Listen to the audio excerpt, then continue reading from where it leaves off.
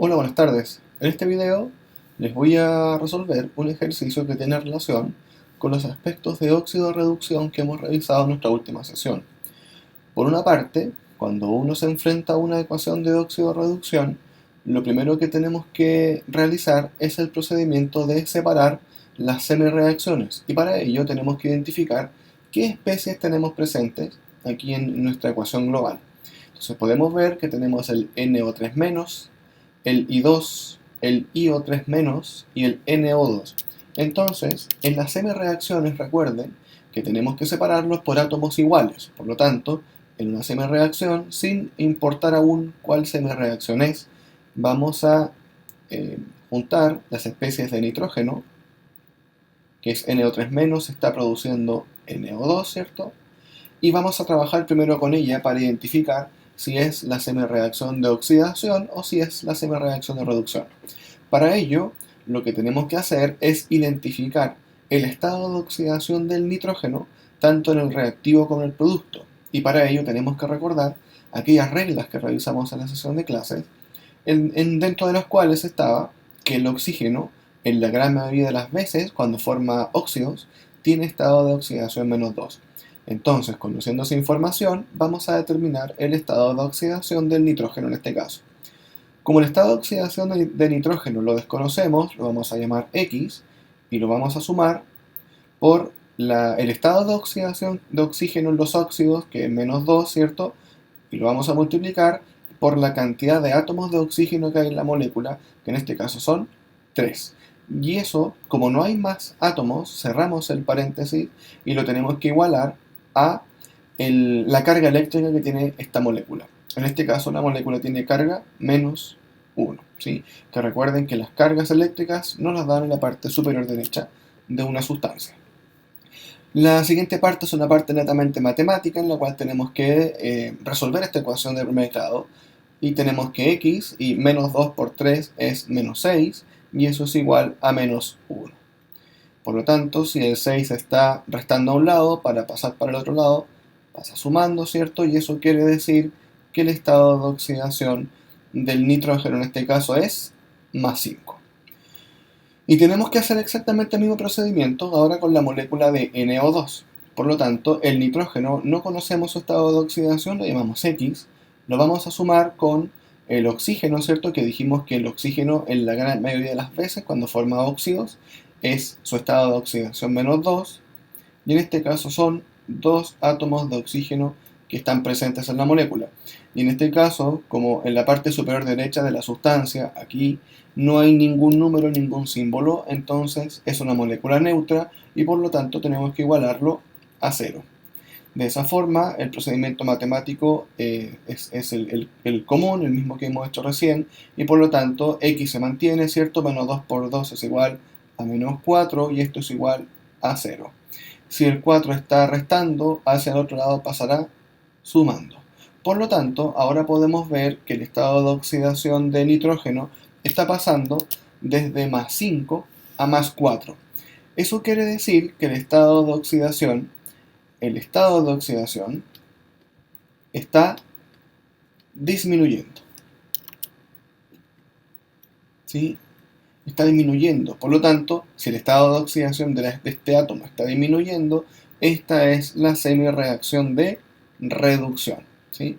Recuerden que uno puede hacer una asociación respecto a que el estado de oxidación disminuye con la palabra reducción, es que podríamos decir también que el estado de oxidación se está reduciendo numéricamente, ¿sí? Desde +5 hasta +4. Eso quiere decir que la otra semireacción, la del yodo, es la semireacción de oxidación, pero lo podemos confirmar.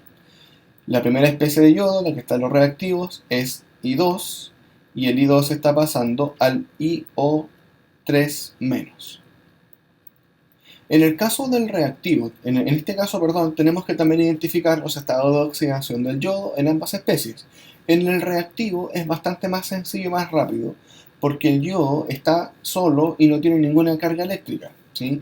Recuerden que según las reglas, cuando un átomo está solo y no tiene ningún tipo de símbolo, no tiene carga eléctrica, su estado de oxidación inmediatamente uno lo asocia con 0. En el caso del IO3- tenemos que calcularlo, igual como lo hemos hecho con los nitrógenos en el caso de la semireacción de reducción.